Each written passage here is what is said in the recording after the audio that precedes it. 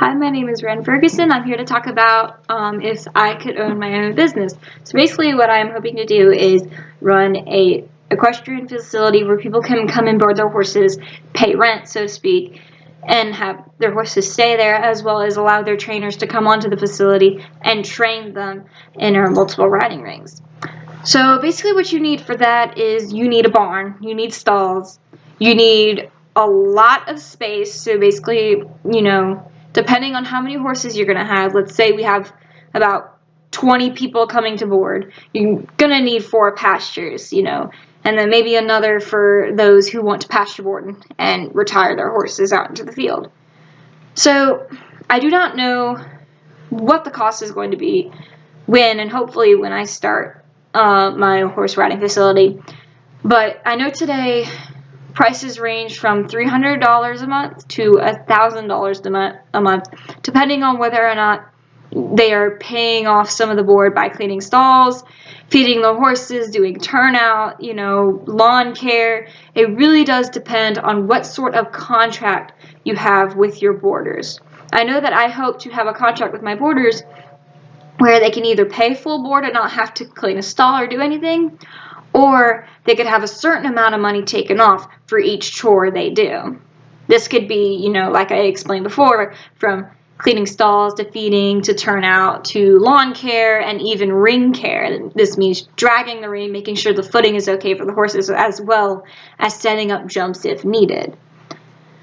See, I know two reasons why I would be fit for this is because I have a lot of experience in the horse world, so I know about a lot of the horse care. I know a lot of horse facilities don't really know a lot about horses, so basically the people who own them hire someone to go out there and understand. But I will be the sole owner, and this will be my business, and I'll also be the manager, so I'll have more of an understanding for people and their love for their horse, because I understand that connection. I understand that sometimes maybe we don't get the amount of money we need for our paycheck.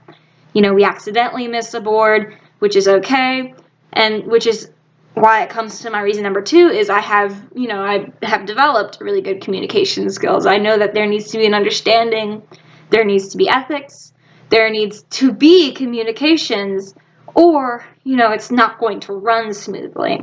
So basically for the contract, I'm thinking about when it comes to a certain dilemma, such as the boarding fee, they would have to pay it at the end of the previous month before the occurring month, because of that feed, because of that hay, and because of the stall shavings that I have to pay for and bring in for them, as well as the electrical bills, water bills, that needs to be there before I can actually run and go out and buy them and make sure I have them. So I need that money, ahead of time before the month, because I would, predict how much that's going to be in the first place.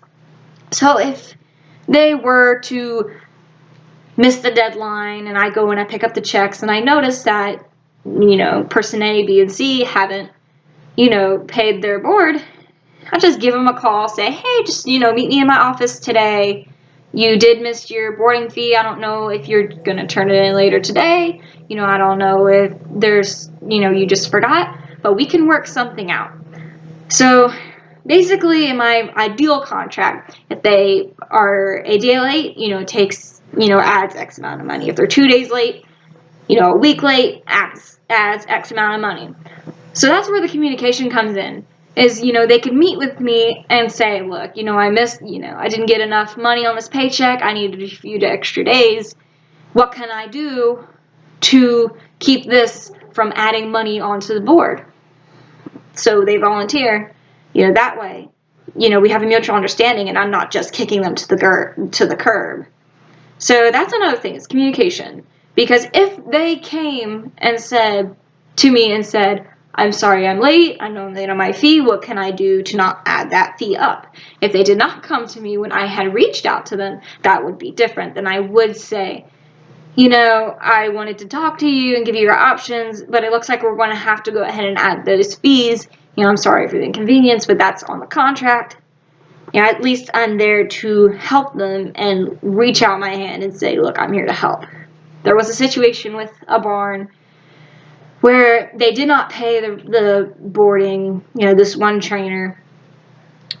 So they just said, get out. You have 24 hours to get out, pack your stuff and leave, which wasn't very ethical in my opinion, and it wasn't the best way to communicate with them about their board. They had missed it several times and they had reached out to them, but that's where you step up and say, I need this, or you need to leave, so I'm warning you. So that's, another thing with communication is you give them those warnings. You make sure that they don't have a bad experience, especially when the stressful toll can happen upon the horse. We don't want them to colic. We need to make sure that everything's okay and everything's calm and we don't stir anything. So basically that's it. That's, what I hope to do if I own my own business. I think I'm really good with people and I'm really good with horses and communication skills, especially with this class. It's, really taught me a lot more about communication. And I know experience will definitely teach me about communications. So run my own horse boarding facility, riding facility, and make sure that people and their horses are happy.